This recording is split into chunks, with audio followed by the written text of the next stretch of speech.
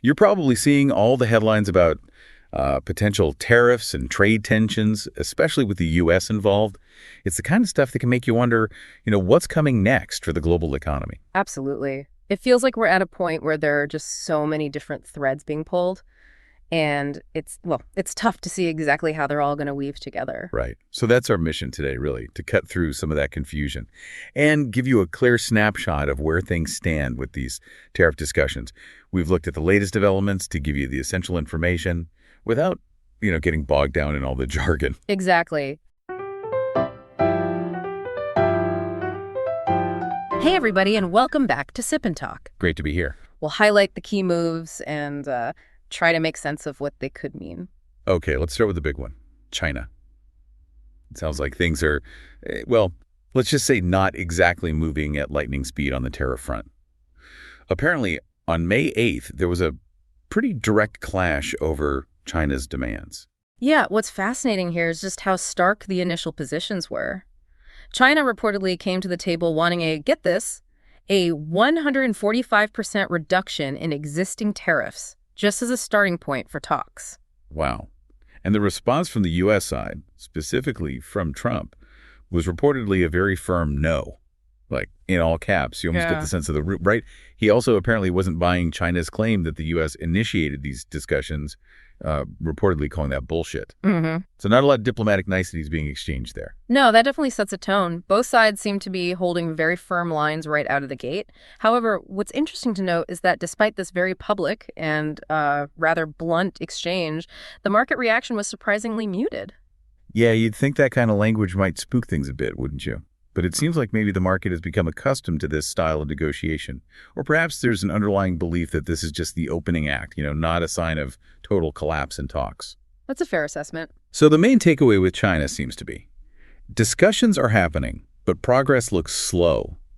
And both sides are starting from pretty entrenched positions. Exactly. Now, if we connect this to the bigger picture, the progress, or, lack thereof with other trading partners becomes really interesting. Let's maybe look at India next. India, yes. It sounds like there's a bit more positive momentum happening there. Modi and Vice President Vance seem to have had some productive conversations. Yes, the trajectory of those talks appears quite positive, actually. They're aiming for a really ambitious target, $500 billion in bilateral trade by 2030. And crucially, they've agreed to actively work towards eliminating existing trade barriers. That's a significant goal. That's huge. And the thinking here is that if the U.S. and India can actually finalize some kind of trade agreement, it could serve as a bit of leverage, maybe, or motivation for other nations, maybe even including China, to become more engaged in their own negotiations. It's like saying, look, deals are possible. Precisely. Yeah, if you're willing to work on it. India could become an early success story for this U.S. tariff strategy, demonstrating that, tangible progress can be made. Okay. Now, shifting our focus, let's turn to Japan. The situation there seems a little different. Yeah, the picture with Japan isn't quite as rosy, is it? Prime Minister Ishiba and Trump had a call, apparently, but it didn't result in any tariff relief. And those tariffs are definitely having an impact on key Japanese industries, particularly their vital automobile sector. That's a critical point. The automotive industry is just such a cornerstone of the Japanese economy, so these ongoing tariffs represent a real economic pressure point for them. It seems, pretty unlikely that we'll see any significant breakthroughs in U.S.-Japan tariff negotiations in the immediate future. Okay, so India's looking like it might be moving forward. Japan, not so much right now. Got it. What about South Korea? They're also trying to navigate these tariff issues, right? Yes, acting President Han Duck-soo is leading South Korea's efforts to negotiate lower tariffs. However, they're facing a pretty significant obstacle: their upcoming domestic elections in June. That kind of political environment tends to make it very challenging to push through any major trade agreements quickly. Yeah, that makes sense. Political leaders are often hesitant to make big commitments right before an election. Can't really blame them. So South Korea's tariff negotiations seem to be in a bit of a holding pattern, maybe, until after their elections. That seems like a reasonable assessment, yeah. Now let's turn our attention to Taiwan. Their approach seems particularly proactive. Definitely. Foreign Minister Lin Chielong has stated that they have multiple negotiation proposals ready, ready and waiting for the U.S. to engage. They sound very eager to start formal discussions. They really do. And this is where it gets really interesting. Our sources indicated there was speculation that Trump might announce the first country to sign a new trade deal with the U.S., like within the next 12 hours of when that source material came out. And both India and Taiwan were being mentioned as possibilities. Wow. Seriously. So Taiwan could potentially be the first to reach a deal. That would certainly surprise some people, I think. Yeah. It shows they're not just passively waiting around. Exactly. They are actively preparing and seeking these discussions. It will be fascinating to see which country, if either of these two, ends up being that first agreement. Okay, so we've looked at the direct tariff talk and the various countries involved, lots of moving parts. But another major player in all of this is, of course, the Federal Reserve. What's their perspective on the current situation? Right. So the Fed, pretty much in line with market expectations, decided to maintain the current interest rate. It's in the 4.25% to 4.5% range. Powell did acknowledge the increasing risks of both rising inflation and potential unemployment. All right, that delicate balancing act they always have to manage, always walking that tightrope. But the really key message from Powell, it seems, was that the Fed is not planning to proactively cut interest rates, simply to counteract any possible negative effects from Trump's tariffs. Is that right? That's the critical point, yes. His reasoning was basically that inflation remains above their target, and the overall economic data is still somewhat unclear, a bit murky. They feel it would be premature to make a preemptive move, like cutting rates based only on potential future tariff impacts. They're essentially saying, we're watching closely, but we're not going to jump the gun. Okay, so the Fed is holding its ground, focusing on the present economic data rather than trying to anticipate the future effects of tariffs. Got it. Now, let's shift gears again and look at what's been happening in the U.S. House of Representatives. They've been quite active on issues related to China, haven't they? They certainly have. The fact that multiple bills targeting China have passed really highlights a strong bipartisan consensus in Congress. There's clearly a view of China as a significant challenge and a key strategic competitor. Okay, let's break down some of these specific pieces of legislation. First up is H.R. 150, the Stop Forced Organ Harvesting Act. That sounds like it addresses a really serious, horrific issue. It absolutely does. This bill directly targets the abhorrent practice of state-sponsored forced organ harvesting.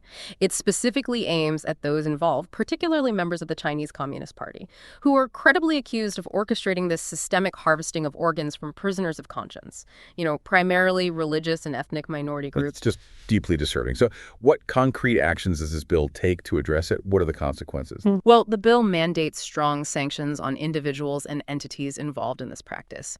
It also strengthens reporting requirements on the issue. It authorizes the denial or revocation of U.S. passports for traffickers and calls for more detailed annual reporting from the State Department. Our sources also noted that recent reporting in Taiwan regarding organ transplants has brought this issue more to the forefront there, too. And importantly, this bill passed unanimously in the House. Unanimously? Wow. Yeah, which really underscores the widespread condemnation of this practice. It really speaks volumes. Okay, next is H.R. 1486, the Economic Espionage Prevention Act. What's the focus of this bill? This legislation is aimed at disrupting the Chinese Communist Party's illegal industrial supply chains, specifically those that support U.S. adversaries. A key focus of the bill is the CCP's support for Russia's military industry. For example, the provision of semiconductors that have reportedly been used in missiles and drones. So it's about preventing China from indirectly fueling conflicts by supplying critical components to countries we don't want them assisting. How does this bill aim to achieve that? What's the mechanism? It grants the U.S. government stronger sanctions authority to cut off these illicit supply chains. This bill also passed with significant bipartisan support, received more than 2/3 of the vote in the House. All right, that makes sense. Then there's H.R. 316, dealing with export controls. This sounds like it's focused on technology transfer, keeping sensitive tech safe. Exactly. This bill seeks to enhance congressional oversight of the Commerce Department's Bureau of Industry and Security, or BIS. That's the U.S. agency responsible for overseeing export controls. The specific concern highlighted is China's theft of advanced U.S. technologies, particularly AI chips and other sensitive innovations. Right. So it's about tightening of the regulations, plugging holes to prevent sensitive American tech from falling into the wrong hands. What are the main provisions of this bill? What does it actually do? It calls for greater transparency from BIS regarding applications for export licenses. It demands enhanced scrutiny of companies operating in countries under arms embargoes. And it aims for improved communication of relevant information to Congress so they can better monitor the whole export control process. This bill also passed the House with more than two-thirds support. Okay, so a clear pattern here. The House focusing on various aspects of the U.S. relationship with China. Now, there were also a couple of bills specifically concerning Taiwan. Let's look at those. First, H.R. Wing 212, the Taiwan Assurance Implementation Act. What's the primary goal of this legislation? This act is designed to deepen and expand the relationship between the U.S. and Taiwan, and also to strengthen deterrence against potential aggression from China. It explicitly states that the People's Republic of China is the most significant threat to U.S. national security, and that it's increasingly engaging in destabilizing activities aimed at Taiwan, even raising concerns about a potential, full-scale invasion. That's a very strong statement of concern, a clear signal. So what practical steps does this bill take to address that perceived threat? It mandates that all future U.S. administrations must periodically update regulations with the specific objective of strengthening and expanding U.S.-Taiwan relations. However, it's characterized as having more of a declarative effect. So essentially a strong statement of U.S. policy and support rather than enacting new, legally binding regulations.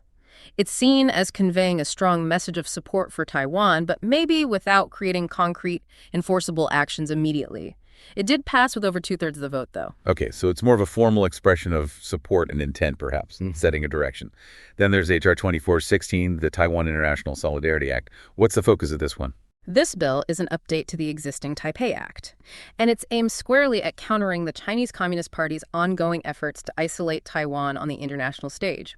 It clarifies that the U.S. must actively oppose any attempts by the CCP to distort the policies of international organizations to exclude Taiwan. And importantly, it explicitly states that UN Resolution 2758, the one from 1971, it says that resolution does not provide a legal basis for excluding Taiwan from international organizations. So it's directly pushing back against China's attempts to keep Taiwan out of international bodies. And it's specifically addressing that UN resolution interpretation. What kind of actions does it call for? Well, it codifies the U.S. position against Beijing's interpretation of that UN resolution. And it encourages U.S. partners to resist pressure from Beijing to reduce or sever their relationships with Taiwan. Similar to the previous Taiwan bill, H.R. 1 this one is also described as having primarily a declarative effect, kind of an attitude declaration, a strong statement of policy and intent, rather than creating specific new regulations. It also passed with more than two-thirds support in the House. Okay, so a lot of strong signals, a lot of attitude declarations supporting Taiwan coming from the House. Now, there was one more bill mentioned, H.R. 36, the Megalobari Act, concerning Georgia. Why is this being discussed in the context of China? How does that fit in? Right. This bill is interesting because it addresses the deteriorating relationship between the U.S. and Georgia's increasing alignment with both Russia and China. It's framed as taking a strong America First approach to the situation in Georgia. And what specific actions does it take? What are the potential consequences for Georgia under this bill? This sounds different. Yes. This is where it differs significantly from the Taiwan-related legislation. H.R. 36 requires the president to impose sanctions on Georgian officials who are determined to be undermining Georgia's security or stability.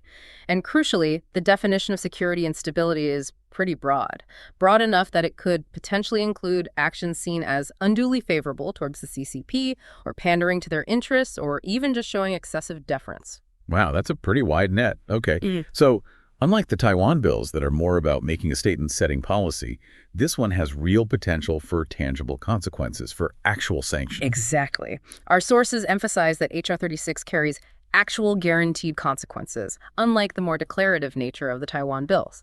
Now, it has passed the House, but it still needs to be approved by the Senate and signed by the president to become law, so it's not done yet. Okay, that's a lot to process. So just to recap quickly, Trump is maintaining a firm stance on China tariffs, early stages, slow progress. We're seeing varied levels of progress with other key trading partners. India showing positive signs, Japan and South Korea facing obstacles, Taiwan actively seeking engagement. The Federal Reserve is holding steady on interest rates for now, and the House has been quite busy passing a series of bills related to China and Taiwan, with a clear distinction between those that are largely symbolic expressions of policy, those declarative effects, and then the bill concerning Georgia, which carries the potential for real sanctions. That's a very concise and accurate summary. It covers a lot of ground. And as you mentioned, these are absolutely ongoing developments. So we'll definitely need to continue monitoring how they unfold. Absolutely. And it really makes you think, doesn't it, about the multifaceted approach the U.S. seems to be taking towards China. You've got economic competition, human rights concerns, geopolitical strategy, all happening at the same time. How these different elements will ultimately interact and shape the future of international relations and global trade. Well, that's definitely something to consider. And speaking of things worth checking out, you know who else puts out some great stuff? Our good friend Micky. You can find his fun and engaging content over on YouTube at Mickytolife. Seriously, go check out his channel. You won't be disappointed. It's good fun. Definitely recommend it. Good stuff over there. You know, all this talk about tariffs and international relations. It just reminds me of this one time I was trying to buy a new phone online, right? Thought I was getting this amazing deal from overseas. Looked fantastic on the website. But then, by the time I factored in the shipping costs, which were kind of high, and then these surprise import duties they slapped on at the border, it ended up being way more expensive than just buying it here. It's a small thing, but it really brings home how these global economic policies can have a very real impact on our everyday lives and what ends up costing us, you know. Oh, I can totally relate. I once tried to order this really specific brand of coffee beans from South America. Everyone was raving about them online, sounded incredible. The beans themselves were actually pretty cheap, but the shipping and the customs fees, astronomical. It was like, well, okay, I guess I'm not that desperate for that particular coffee after all. It's funny, but it does show how these big trade decisions, these tariff talks, they eventually filter down. They affect what we can easily access and what we end up paying for it. You might not always see the big political moves directly day to day, but you definitely feel the effects in your wallet sometimes. Exactly. Totally. It's easy to get lost in all the high-level discussions, the politics, the percentages. But ultimately, these decisions about tariffs and trade have a tangible effect on what we pay for things and the choices we have as consumers. So hopefully this deep dive has given you a clearer picture of what's going on and maybe why it actually matters in the real world. We certainly hope so. Thanks for exploring these pretty important issues with us today.